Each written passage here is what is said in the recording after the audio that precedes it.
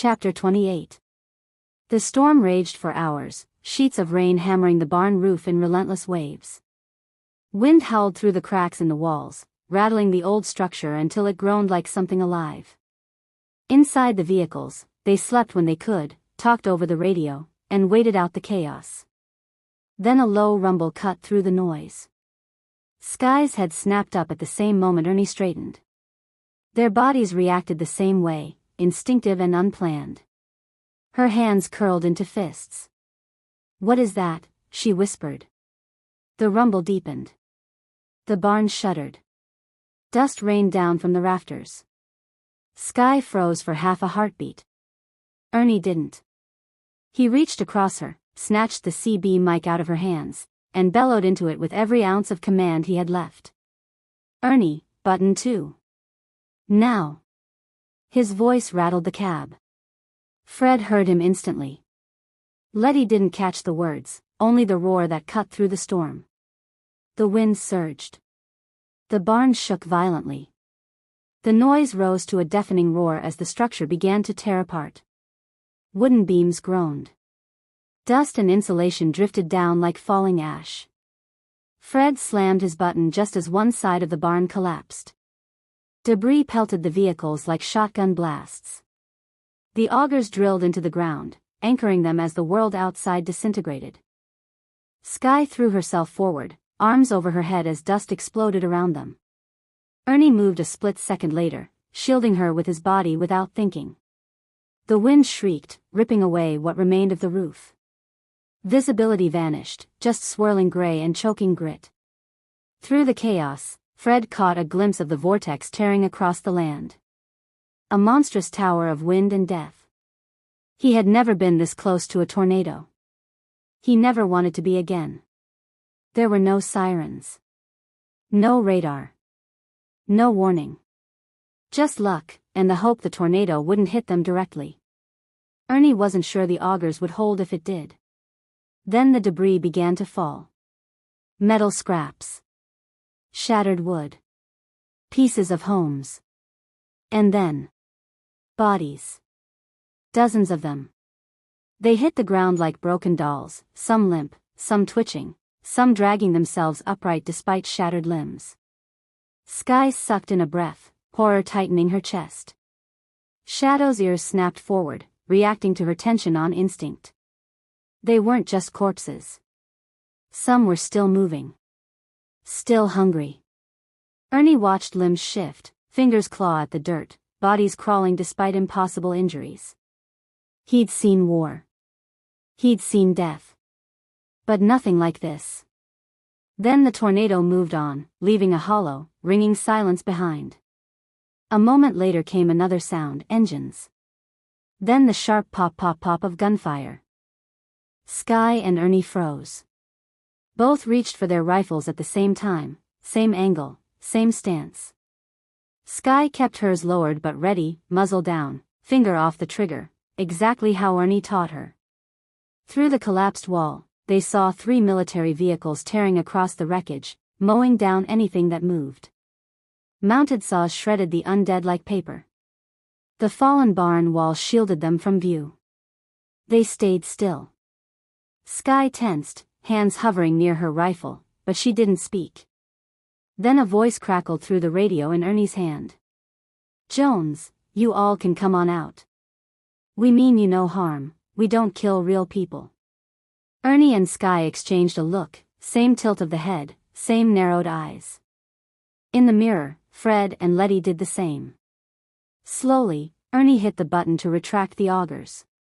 Fred followed when he saw it, watching Ernie's lead. Ernie eased the general forward, pushing through the broken wall. Fred followed close behind, keeping tight formation. The military vehicles had stopped. Soldiers stepped out, uniformed, armed, weapons lowered but ready. Ernie clicked the mic. "Ernie, this is Shepard." "Who am I talking to?" "Jones, Shepard, this is Sergeant Jones. Myself and 9 of my squad." "Ernie, military?" "Jones, affirmative." "Ernie, any of you bitten or exposed to the green rain?" "Jones, negative." We were in the barracks when it hit. Ernie, Sergeant, can we step out and speak face to face? Jones, that's affirmative, Shepard. Ernie and Fred stepped out at the same time, both straight-backed and steady. Skye and Letty followed. Skye held her rifle lowered but ready. Shadow stayed close, reacting to her posture. They shook hands among the wreckage. Skye stepped forward, voice sharp. None of you should be touching that stuff. That green goo is what makes people sick. One soldier scoffed and wiped sweat from his brow, smearing the goo across his skin. Skye winced. Shadow's ears flattened, reacting to her tension. That's exactly how it starts, she said. Jones stepped into Skye's space, towering over who he thought was a teenage boy. Shadow moved first, a low, controlled growl rumbling out of him. Skye stiffened. Shadow stiffened with her. Jones froze for half a second, thrown off by the dog's discipline. Skye didn't flinch. But Ernie moved before she had to. His voice cut through the air like a blade, calm, cold, absolute. Ernie, Sergeant. Step back. Jones froze mid-step. Fred snapped to parade rest so fast it startled even him. Damn it, Ernie, warn a guy, he muttered as he moved into position at Ernie's flank. Letty straightened too, caught by the shockwave of Ernie's command tone. Skye blinked, startled, not by Jones, but by Ernie. Shadow pressed against her leg, grounding her. Jones swallowed. Sir, you military? Ernie didn't blink. Didn't soften. Ernie, 16 years. Special Forces. Master Sergeant Shepard. A faint stirring moved through the soldiers. Not recognition. Not memory. Just a tug, like a name they should know. But the sickness was already creeping in. One man swayed. Another gagged. Jones wiped sweat from his brow. Whatever half-formed thought they had flickered, and vanished. Ernie stepped between Skye and Jones, not touching her, just there, a wall she didn't have to ask for. Ernie, you will listen to him. My son knows what this sickness does. We survived it. You didn't. Jones straightened instantly. Yes, Master Sergeant. Letty smirked. Told you. Fred muttered, damn right you did, still holding the line beside Ernie. Jones nodded, and then it hit him. A pressure. A pull. A strange familiarity that made no sense. His eyes flicked to Skye. Skye's eyes flicked to him at the same moment, no mirroring, just the dormant bond humming under the surface. Jones felt his stomach twist. Not from sickness. From confusion. Why did this kid feel familiar? Why did he feel important? Why did he feel like someone he should protect? Why did it bother him so much? He'd never once been attracted to a man or boy. Never once questioned himself. Never once felt anything like this. So his brain scrambled for an explanation and found none. Skye felt it too, a flicker of something she didn't have time to unpack. She shoved it aside. You're all exposed now, she said. You need shelter and water before this hits full force. Jones didn't argue this time. But he still tried to save face. He grabbed a corpse and threw it onto the pile. Green goo dripped from it. Skye shook her head. It's already in your system. You don't have time to argue. Jones bristled. We need to burn these and move on. What happened at base? Skye asked. It got overrun after the rain. Too many of them. Ernie stepped closer. Fred moved with him, taking position at his flank. You should listen to him. We went through the sickness. You're about to. Jones scoffed, right as someone retched. Several soldiers bent forward, vomiting. Sweat poured down their faces.